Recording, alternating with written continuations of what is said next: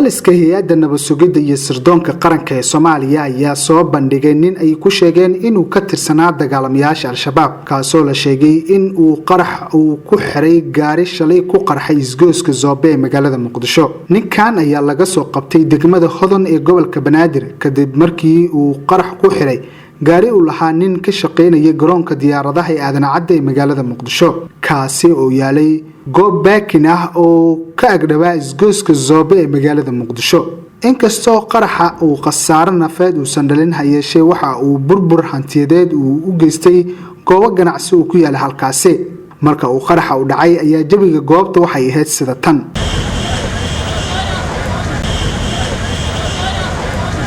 shacab fara badan iyo waliba ninka lahaa gaariga ayaa arkayay xilliga uu qaraxa gaariga ku xiray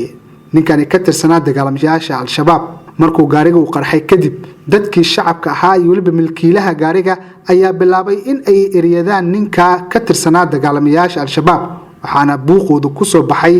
ciidamo ka tirsan kuwa dawladda Soomaaliya isla markaana gacanta ay ku soo dhigeen. hay'adda nabad sugidda iyo sirdoonka qaranka ee Soomaaliya muuqaal ay ninkan ay ka soo duubtay ayaa waxay ku soo bandhigtay barteeda Twitter-ka isagoona markaasi ka warbixiyay waxyaabaha ku kalifay iyo sida uu suurto gashay in uu gaariga qaraxa uu ku xiro ayaa waxa uu yiri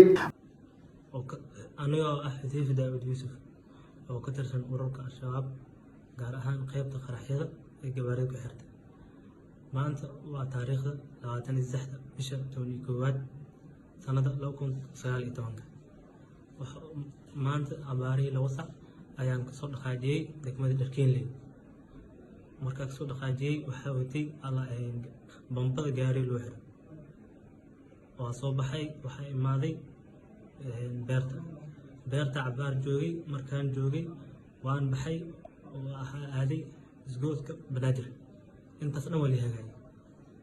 marka isgoodka Banaadir aaday